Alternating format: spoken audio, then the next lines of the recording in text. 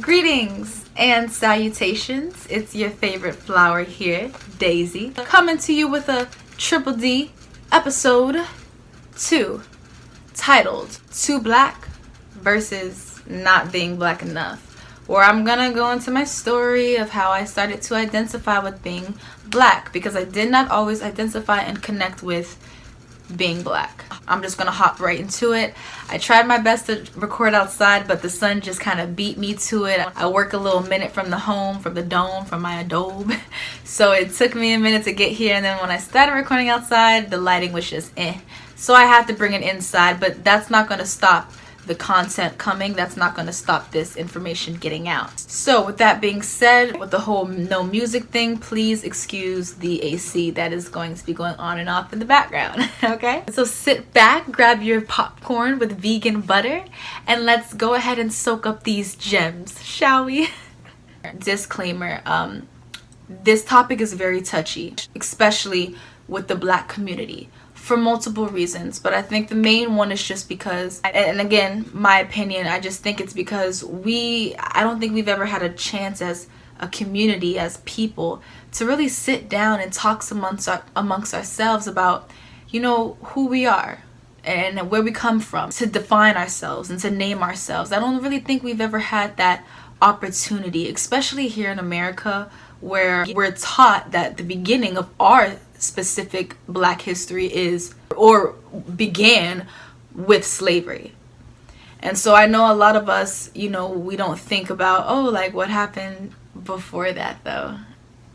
You know, it's like, I know we didn't start here, like you got us from Africa, right? So it's like, what happened before that? But in our American textbooks on American history, especially in these public education systems, it starts off with slavery, which of course is a result of the system of white supremacy that we are currently living in today. I say all that to say, you know, please look at this episode with an open heart and open mind. If there's something that you don't know or that you've never heard of before, that's good. I encourage you to do the research, to Google. Feed your curiosity, as Malcolm X says. So let's just hop right into it. Before I go into my story, I want to talk about a few things. Black versus African American, and then race versus ethnicity. So I was having a conversation with my girlfriend, and I asked her, I was like, well, what do you feel more comfortable identifying yourself as, black or African American? And she said black, because she feels like saying African American, like she just feels like she doesn't know anything about, well, she knows some things, but she basically feels like she has really no connection with Africa. She's never been there, you feel me? She doesn't know how the culture is, how the trends are, how life over there is. And that's understandable. She feels like she was born and raised here in America. Saying African American, it's like, I don't know anything about Africa. At the time, I definitely agreed with her. I've never been to Africa myself. I can't sit up here and name all the countries within the continent like I can do all 50 states of America, you know? I don't know how the culture is, so I definitely understood where she was coming from. But then as I was prepping for this video, I was really thinking about it, and I was like, I don't know if I really am fond of the term black either. I'm just gonna like break down like my thought process about this. Black is a color. When we're like, oh, I'm black, it's like, okay. But it's like, where are you from though? You see what I'm saying? Because anyone with a darker shade can identify as being black, whether you are Haitian, Bahamian. Like, okay, but where are your roots from though? Like, where are you from? Like, what are you? You're not just black. You're literally just describing yourself as a color. So it's black is more than a color for me. I feel like when I hear black, I hear of our experiences as people, our culture, our trends, our customs, etc. And then with African American, I did some research on that, and that term didn't start becoming public until Jesse Jackson brought it into the light in 1988 during his news conference in Chicago. In this conference, he basically said that African American has more of a cultural integrity. He said it puts us in a proper historical text. Example that he gave: Jewish Americans, Italian Americans. It was cultural maturity. He said that every ethnic group has a reference to some type of land base. And he also mentioned how a lot of the members of the black community preferred to be called or identified as African American versus being black. I can definitely understand the African American term. I can totally understand that. At the end of the day, if slavery never happened, it's like, would we really be identifying ourselves as Americans? You see what I'm saying? Moving on to my thoughts on race versus ethnicity, and this is like a tricky one in itself, because when you go to apply for a job, or when you're taking a survey and they ask you what's your race or ethnicity, they don't differentiate the two. They try to make it one and the same. It'll say race or ethnicity, like it can be either or, but it basically means the same thing. Or it'll say race slash ethnicity. So when we talk about race, right, race refers to one's physical features as far as like characteristics. So like your bone structure, your skin, your hair type, eye color, etc. Physical attributes. Let's just like get this out of the way now. There's only one race, and that is the human race. If I'm standing next to another human being, it doesn't matter if they are white, black, Hispanic, Italian, European, Australian. It doesn't matter. At the end of the day, we both have eyes, nose, lips, ears, hair, arms, legs. We're the same type of animal, basically, and that's all that race is. Like, you have the elephant race, you got the lion race, and you have the human race. Okay, we are an animal, and the name of us is a human. Not like, oh, what race are you? Bitch, we all the same. Really and truthfully, ethnicity is something that we should be describing. The definition of ethnicity is the cultural factors: nationality, regional culture, ancestry, language, things of that nature, the customs of a land, of a people. That's ethnicity. Again, we're in the system of white supremacy, so they want us to think that it's one and the same, because by ultimately saying that we're all a part of the same race, you're basically saying that we're all equal. But if we're all equal, that means that racism can't be present, because we're all a part of the same family. So by putting race and ethnicity into the same factor and trying to make it synonyms, it encourages racism. It supports the idea of racism. I also put here on my notes, I was like, if research is done, one can see that the original indigenous people of all land were Africans, persons of dark skin. And this is true. This is a true factor, and I'm not saying it to be biased. I'm not saying it because I am black or African American. I'm saying it because it's actual history. And the reason it sounds weird and the reason we don't know that history is because it's being kept from us. It's because we're purposely not being taught that information. The original people of America were black people. Again, like I said in the disclaimer, I'm not trying to call anyone out. I'm not calling you stupid. I'm not trying to sound like a smartass. I feel like I'm a newbie in this topic already, and you'll see why once I go into my story. But I just feel like if one knows information, it would be selfish and wrong of that individual to hold it in and to keep it and not share it with the masses. Okay, so which one do I prefer? Black or African American? If you ask me personally, I'm not really fond of neither, because black is a color.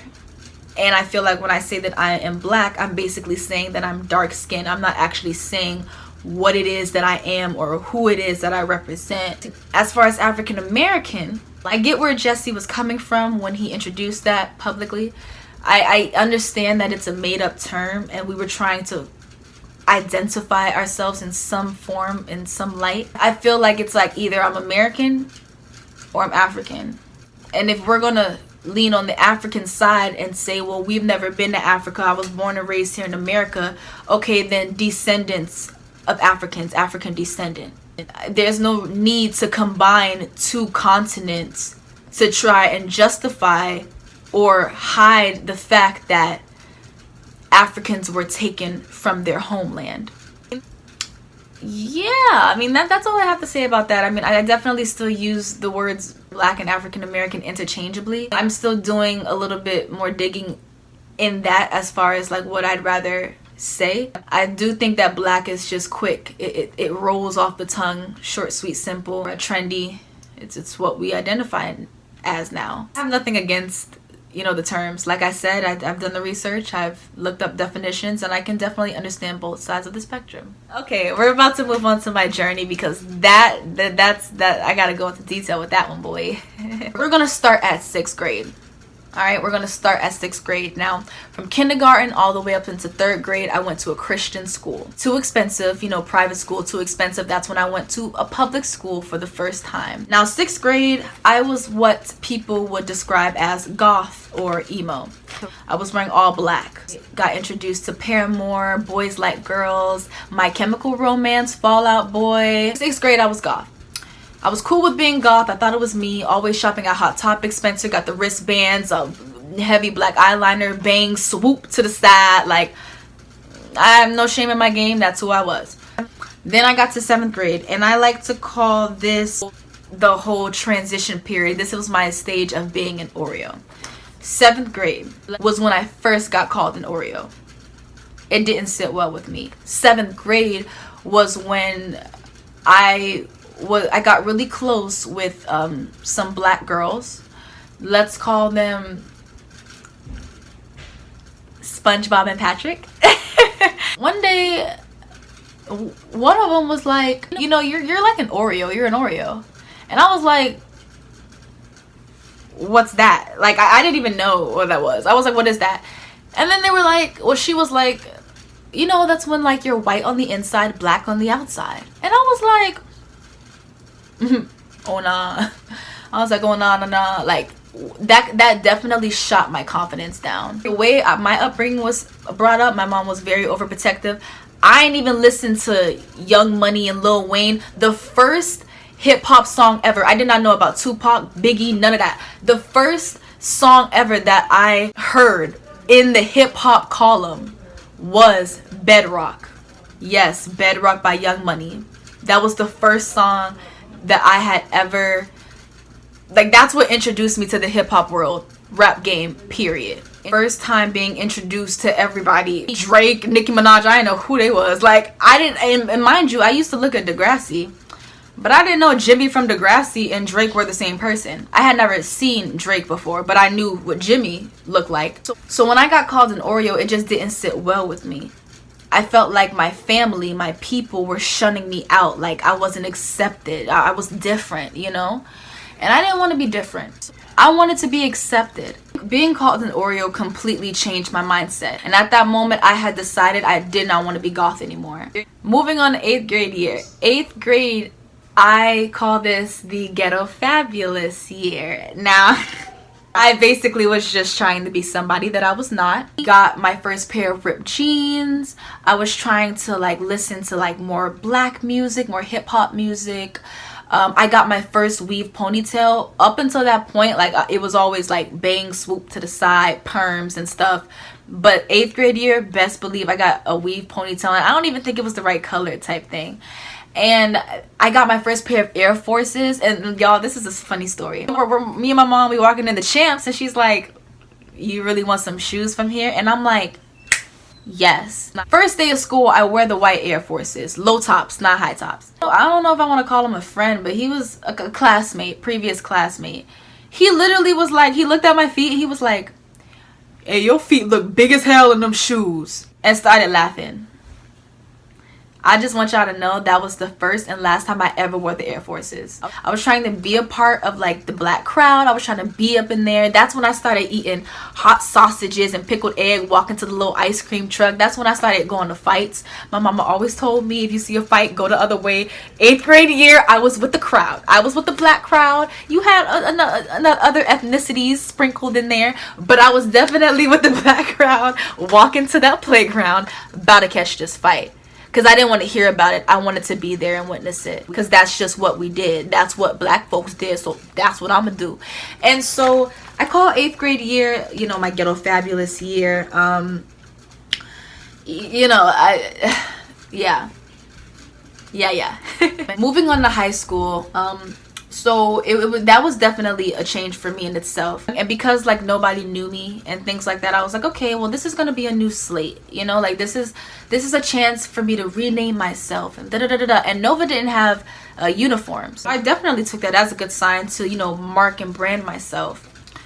that didn't end up working. Ninth grade year, I got hella discouraged just because I'm seeing like the 11th and 12th graders with their dope ass style, and I was like, damn, like I feel like I just don't belong. I feel like I don't fit, and half of the clothes I bought ninth grade year I didn't even wear. Then 10th grade came around, and at the end of 10th grade, that is when I got my first girlfriend. Now, we all know that there is hella homophobia in the black community. I mentioned in the beginning that I went to a Christian school, so clearly I was brought up a Christian. My family are Christians. Having my first girlfriend was not consistent with the whole Christian thing. But at the same time, I knew that my feelings were real. So around that time, that is when I went on my first soul search. I needed to know who I was without any outside influences. Being a Christian and being bisexual was not the move at the time. So I was like, okay, well, before I deem myself as, you know, lesbian or gay or whatever, I was like, let me just see if this is actually who I am. Let me like make sure that this is not a phase. But to make sure that it wasn't a phase, I could not have outside influences influencing me, influencing my thoughts. You see what I'm saying? So I just completely isolated myself, got to know myself. That is when I decided, that's when I went on Google, and I literally Googled different type of personalities that I could be. I kid y'all not. And again, no shame in my game. Everything, I'm not ashamed. I don't regret nothing. Everything in the past is why I am who I am today. So with that being said, this is what I did. I went on Google and I Googled different personas that I could adopt. And you know, I saw things like athletic, sporty, girly, goth. Been there, done that. I wasn't gonna go there again. Hell no, definitely not in high school. And then I came across a hippie, right? And then I looked up the definition, like a description of a hippie. I was like, a hippie, aren't those like the peace, love, and happiness folks? I looked up definitions and I completely fell in love with it. It was describing hippies as, you know, happy-go-lucky, all about peace, love, happiness. They were saying how they don't really care about the current trends that's happening. They kind of just go with the flow. They do their own thing. And they also said that they didn't wear bras, and that was kind of like new to me. But again, I'm following like the description verbatim, and that is when I decided that that is who I was. I was like, I'm a hippie. That's who I want to be. Going against society's standards of what's normal was definitely new. It was definitely scary, but I had decided for myself, by myself, on my own, that that is the type of person that I wanted to be, and that's what I did. And I noticed a lot. I mean, it's so crazy. I got jokes. Oh, you must be cold. Because like my nipples are hard because I'm in the cold environment. And I don't know if it was because everybody like stopped paying attention to it, or I don't know if it's just I just learned how to block it out and just be myself and not give a fuck.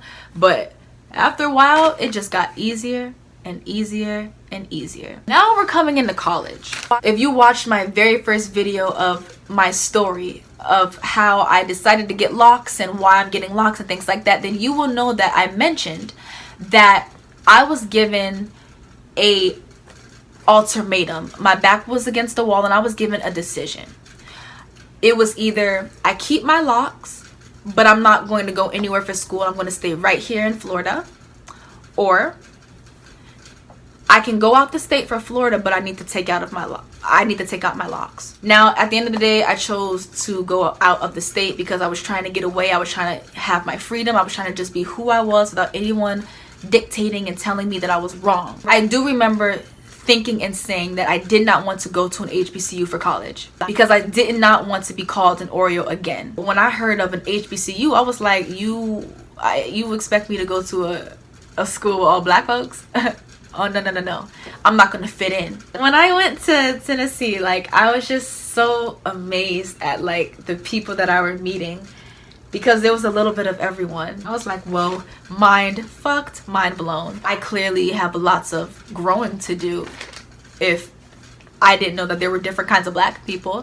What began the journey, and this is why I have Afrocentric in my bio on Instagram. Sophomore year, now my major is theater, but you know, we need to take certain courses, you know, electives, things like that. And so this introduction to Africana Studies class, I'm always repping it because that class literally began, like, that was the first domino that fell that results into like the Daisy that you see now. Honestly, best class ever. I learned about the origins of a lot of practices and beliefs that are present today, from religion to music to politics. Everything just results back to like blackness and Africa, and it's like, okay, yeah, like we don't think like this on the surface, because again, like I said, like we're not taught this in this country. Once you like hear it, it's like, nah, you lying. Like, and that was me. I was like, nah. Until I utilized Google. I utilized the library.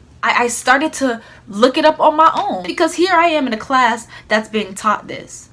And I was like, there's no way that this is the truth, because why? If this is the truth, then why is this my first time hearing about a lot of this information? Literally, Afrocentric means that you're centered, you're grounded into your African roots. In the Introduction to Africana Studies class, that is when I started to become in tune with my blackness. That's when I started to identify with my people. That's when I started to identify with my culture. That's when I just started, my whole mindset shifted. And all these thoughts that we in the black community think about each other, I toss them in the trash. I don't think that our people are ignorant. I don't think that we're wild. I don't think that we're ghetto. I don't think that we're stupid. I just think that how we are today is simply a result of the system of white supremacy that we were purposely put in to oppress us. That's it. And I personally feel like if you're Afrocentric or if you're pro-black, if you claim yourself to be woke, then you should be woke enough to know why our people are acting the way they are, why we are the way we are, why we're in this position.